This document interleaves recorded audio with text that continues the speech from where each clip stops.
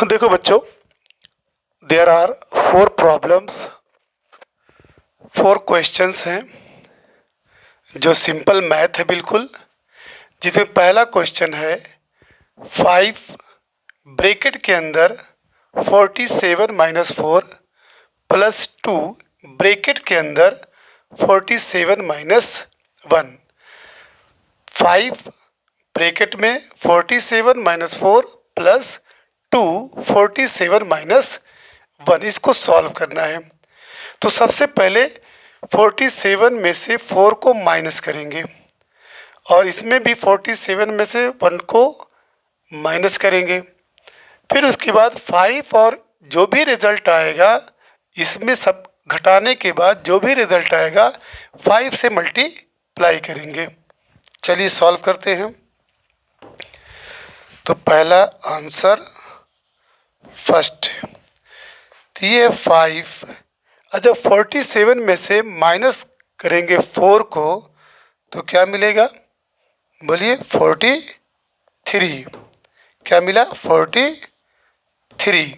47 में से माइनस 4 करेंगे तो 43 प्लस है 47 में से 1 को माइनस करेंगे तो क्या मिलेगा? 2 इंटू 46। याद रखिएगा इन दोनों के बीच में यहाँ मल्टीप्लाई का सिंबल माना जाता है। अब जब इसको गुणा करेंगे यानी इंटू करेंगे, 5 3 ज़ा 15, 5 3 15, हासिल 1, 5 चौक 20 और 1 21। क्लियर? अब इसके बाद प्लस इसका भी करिए, 2 छक्का 12, 2 चौक 8, 1 9। क्लियर?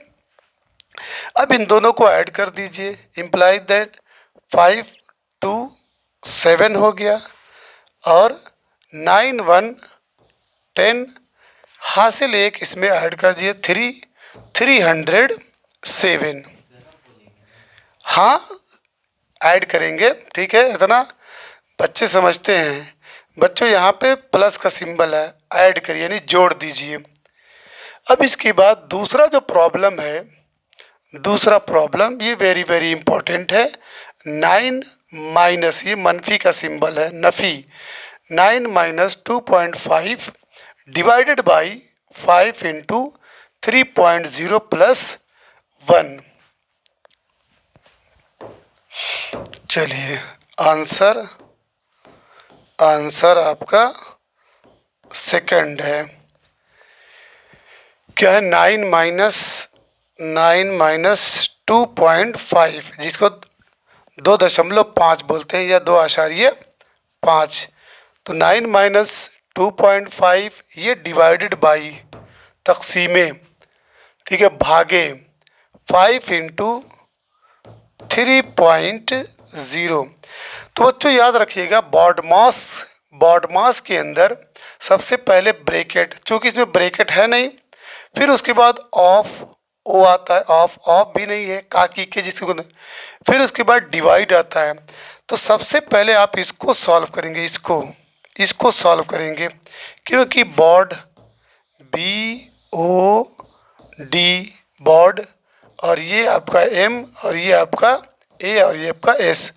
तो इसमें ब्रैकेट है नहीं तो इसको भूल जाइए। जब ब्रैकेट नहीं है तो इसका काम नहीं है, ऑफ भी नहीं है। यहाँ पे डिवीज़न है यानी तकसीम है, डिवाइड है। तो first of all you will have to solve this. आप इसको पहले सॉल्व करेंगे। नहीं, छोटा है। अब इसको सॉल्व करने का मतलब आप इसको ऐसे भी लिख सकते हैं, 2.5 बाई 5 ऐसे लिख दीजिए, इनटू ये अपनी जगह पे रहेगा, ठीक है। अब 2.5 में रफ पे ऐसे डिवाइड कर लीजिएगा, पॉइंट लगा दीजिए, तो ये पॉइंट एक तरह से हट गया। तो 5 5 ज़ा 25, 25 कितना मिला?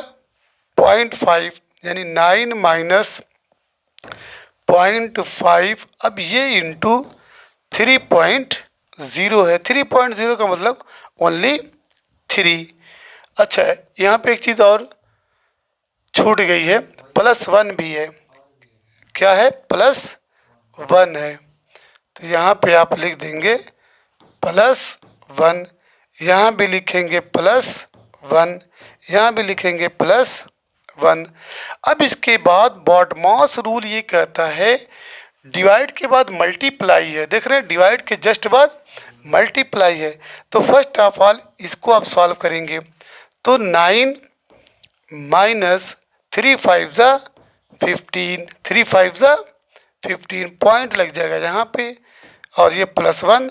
अब इसके बाद ये दोनों एक ख़ानदान के हैं, इन दोनों को जोड़ दीजिए तो ये 10 हो गया। अब -1.5 इसको घटाइए, सब्ट्रैक्ट करिए। कैसे घटाना है?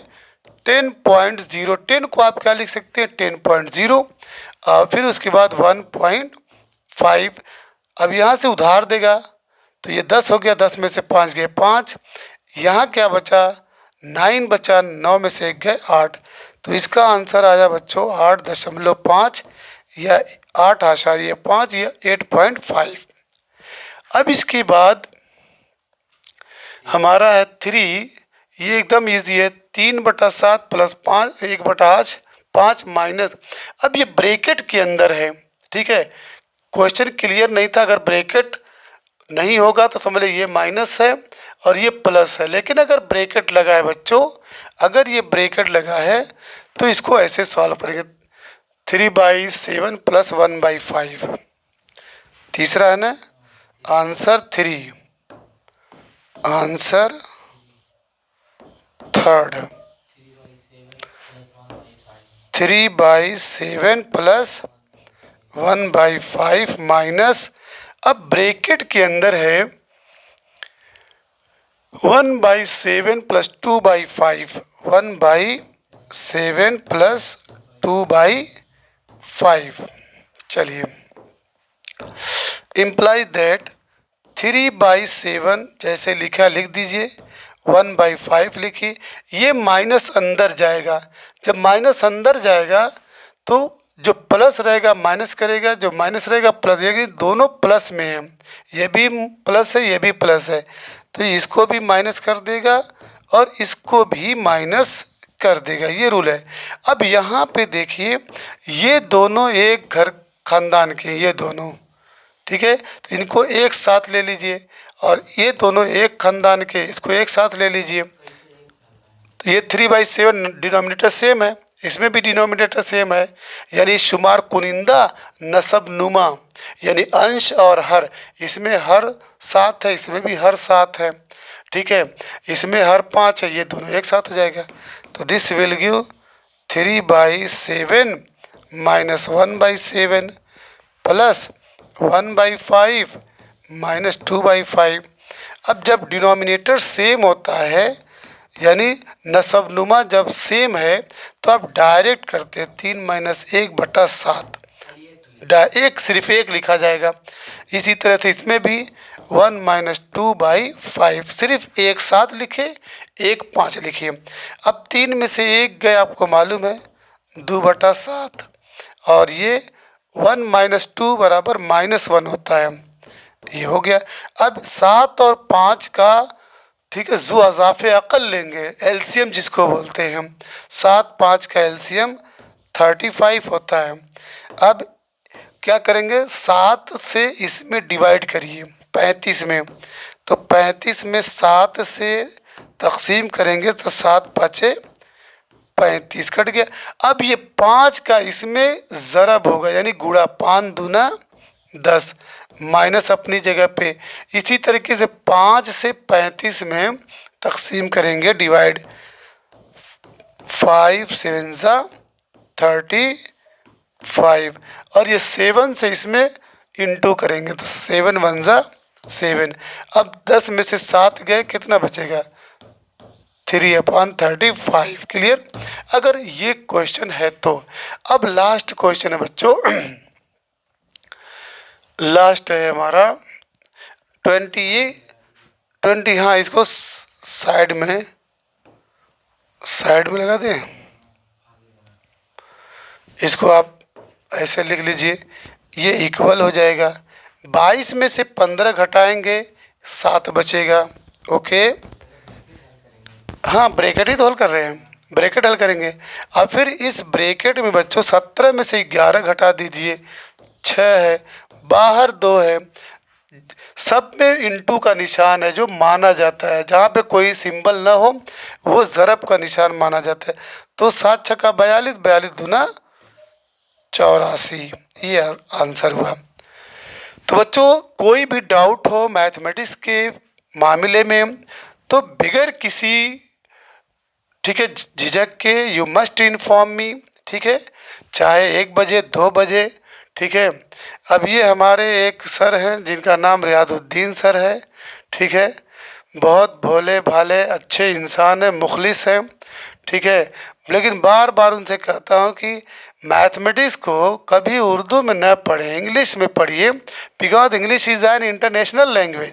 इसमें जब इंग्लिश में पढ़ेंगे तो आप एक इंटरनेशनल प्लेयर बन जाएंगे, और अपने बच्चों को भी इंटरनेशनल प्लेयर बनाइए।